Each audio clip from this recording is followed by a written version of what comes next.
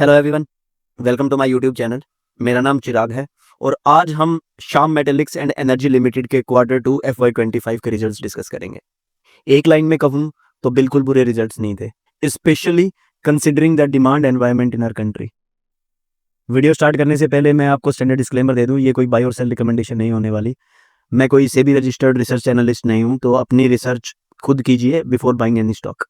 तो चलिए video start करते हैं। श्याम मेटालिक्स का revenue 23% year on year grow हुआ है। ईबिटा इनका 32% ईयर ऑन ईयर ग्रो हुआ है। पैट डी ग्रो हुआ है, लेकिन उसको बहुत ज्यादा सीरियसली मत लेना, क्योंकि Q2 लास्ट ईयर में इनके पास डेफर्ड टैक्स पेमेंट के 328 करोड़ रुपए आए थे, इसीलिए लास्ट ईयर Q2 के जो पैट हैं वो बहुत ज्यादा हाई लग रहा है। एक्चुअली में वो इतना हाई है नहीं। मैनेजमेंट भी रिजल्ट्स को लेकर काफी सेटिस्फाइड नजर आ रही थी। शाम के रिजल्ट्स को हम बेटर समझने के लिए इसे 3 पार्ट्स में डिवाइड करेंगे। सबसे पहले हम डिमांड एनवायरनमेंट की बात करेंगे, उसके बाद हम वॉल्यूम ग्रोथ की बात करेंगे और फाइनली मार्जिन ग्रोथ की बात करेंगे। रिमेंबर, मैंने शाम की वैल्यूएशन वीडियो में बात की थी कि अगर शाम से हमें पैसा बनाना है तो वॉल्यूम ग्रोथ और मार्जिन एक्सपेंशन दोनों को एक साथ काम करना पड़ेगा, क्योंकि इस स्टॉक में वैल्यूएशन एक्सपेंड होने के बहुत ज्यादा स्कोप नहीं है। ठीक है, तो वॉल्यूम ग्रोथ और मार्जिन एक्सपेंशन दोनों की बात करेंगे, लेकिन शुरुआत करते हैं डिमांड एनवायरनमेंट से, क्योंकि ये कमोडिटी सेक्टर है, स्पेशली द स्टील मैन्युफैक्चरिंग। यहां पर मैन्युफैक्चरर के हाथ में प्राइसेस होते नहीं है, डिमांड डिक्टेट करती है कि प्राइसेस क्या है।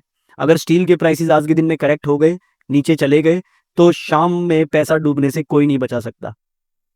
ठीक है, तो डिमांड एनवायरनमेंट पे सबसे ज्यादा ध्यान देंगे। अकॉर्डिंग टू मैनेजमेंट, डिमांड बहुत ज्यादा अच्छी नहीं रही है इस क्वार्टर में, considering last few years have been really well for steel industry. Demand कमजोर क्यों है?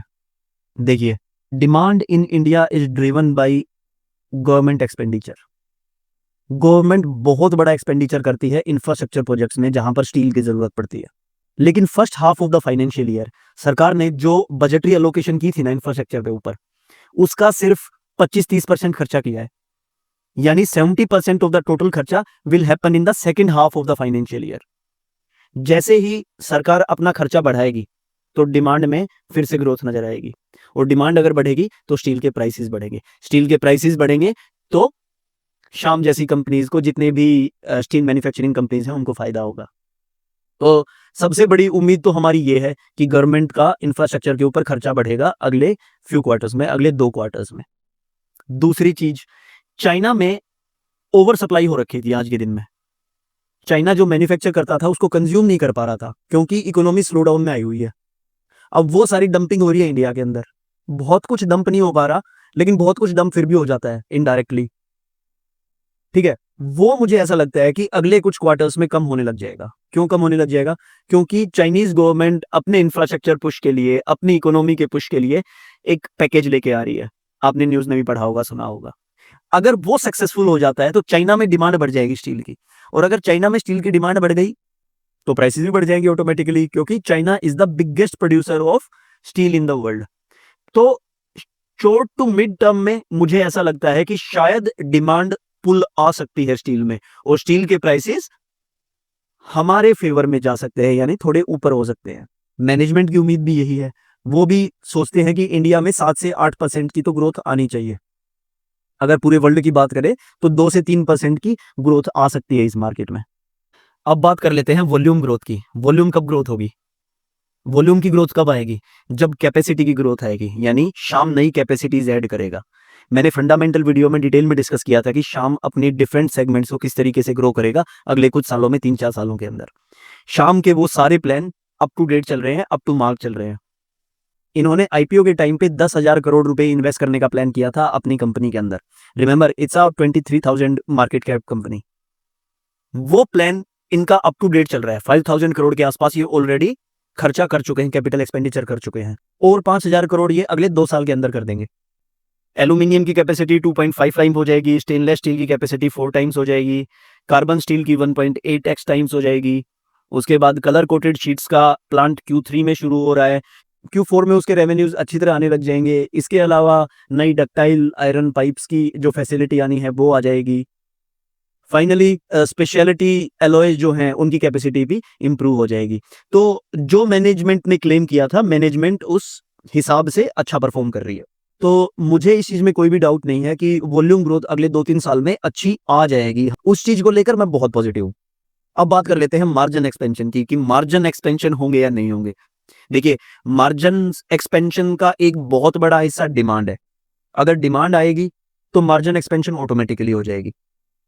इसके अलावा दूसरा जो तरीका है वो ये है कि शाम is now entering into downstream products, यानी वैल्यू एडिड प्रोडक्ट्स लॉन्च कर रहा है शाम, जहां पर प्राइसिंग पावर शाम के पास हो, मच मोर देन जो कार्बन स्टील का बिजनेस है उनका। मैंने फंडामेंटल वीडियो में बहुत अच्छी तरह डिस्कस किया था कि डाउनस्ट्रीम प्रोडक्ट्स कौन से होते हैं, अपस्ट्रीम प्रोडक्ट्स कौन से होते हैं, वैल्यू एडेड प्रोडक्ट्स कौन से होते हैं, मार्जिन्स कैसे एक्सपेंड होते हैं। उस वीडियो को देख लीजिएगा अगर आपको इस पॉइंट में डाउट है तो। आज के दिन में इनके मार्जिन 11% के आसपास है। क्वार्टर 3 में मुझे नहीं लगता मार्जिन्स एक्सपेंड होंगे, लेकिन क्वार्टर 4 में क्योंकि इनकी कोटेड शीट्स का प्लांट अच्छी तरह रन करने लग जाएगा, रेवेन्यू उसमें से अच्छी खासा आने लग जाएगा, वहां पर मुझे ऐसा लगता है कि इनका इबिटा मार्जिन कुछ ना कुछ परसेंटेज पॉइंट जरूर इंप्रूव होगा।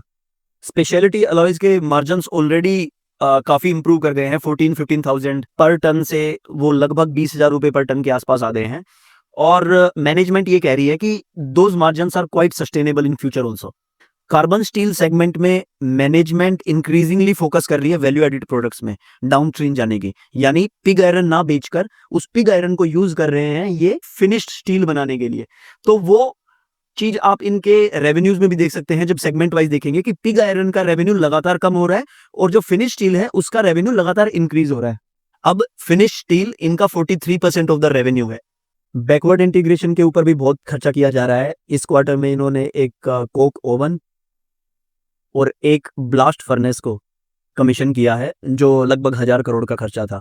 इससे इनको उम्मीद है कि इनके जो कार्बन स्टील के मार्जिन्स हैं, इबिटा मार्जिन्स हैं, वो 3500 से 4000 रुपीज पर टन तक चले जाएंगे, which is as good as any other company in the sector. Stainless steel में भी रेवेन्यू पर टन की इंप्रूवमेंट है लगभग 31% से। मित्तल कॉर्प को इन्होंने एक्वायर किया था and that was a loss making company then, but आज के दिन में वहां पर वैल्यू एडेड प्रोडक्ट्स भी बन रहे हैं। उसके बाद एल्यूमिनियम में भी 6% मार्जिन्स इनको इंप्रूव होते हुए नजर आ रहे हैं। एल्यूमिनियम फॉयल का बिजनेस FY26 तक कॉमर्शियलाइज हो जाएगा। रिमेंबर, वहां पर margins are as high as 1 lakh rupees per tonne. तो मैनेजमेंट से जब इसके बारे में पूछा गया तो उन्होंने कहा कि FY26 में जो मोस्टली बड़ी बड़ी जो इंडिया के अंदर बैटरी मैन्युफैक्चरर्स होंगे वो श्याम मेटालिक्स की एल्यूमिनियम फॉयल यूज करेंगे, तो उससे भी मार्जिन्स बहुत रैपिडली इंप्रूव होंगे। ओवरऑल अगर मैं बात करूं तो मार्जिन्स इंप्रूव होने के सारे ट्रिगर्स हैं। अगर डिमांड एनवायरनमेंट में समस्या नहीं आई, अगर डिमांड इंटैक्ट रही, इंफ्रास्ट्रक्चर पे फंडिंग गवर्नमेंट करती रही और चाइना से बहुत ज्यादा डंपिंग नहीं हुई, तो मुझे ऐसे लगता है कि स्टील के प्राइसेस नीचे नहीं गिरेंगे। और अगर स्टील के प्राइसेस नीचे नहीं गिरते तो वॉल्यूम ग्रोथ तो शाम कर लेगा और मार्जिन एक्सपेंशन भी शाम कर लेगा। इस पे मुझे भरोसा है, जिस तरीके से इनका ट्रैक रिकॉर्ड रहा है। रिमेंबर, ये कोई भी डेट नहीं लेते अपने कैपिटल एक्सपेंडिचर के लिए, अपने इंटरनल एक्रूवल से ही कैपिटल एक्सपेंडिचर करते हैं। जो भी इनका डेट होता है वो वर्किंग कैपिटल के लिए होता है, बहुत थोड़ा होता है considering size of this company. तो ओवरऑल शाम के रिजल्ट से मैं बहुत सेटिस्फाइड हूं। हाँ, क्वार्टरली रिजल्ट्स हमको बड़े ध्यान से फॉलो करने होंगे, क्योंकि ध्यान हटा और दुर्घटना घटी, है ना। चलिए, इस वीडियो के लिए सिर्फ इतना ही। अगली वीडियो में मिलेंगे नई इन्फॉर्मेशन के साथ, नई नॉलेज के साथ। तब तक के लिए मेहनत करते रहिए, पढ़ाई करते रहिए, पैसा जरूर बनेगा। शेयर मार्केट इतनी भी मुश्किल नहीं है। Bye bye, take care.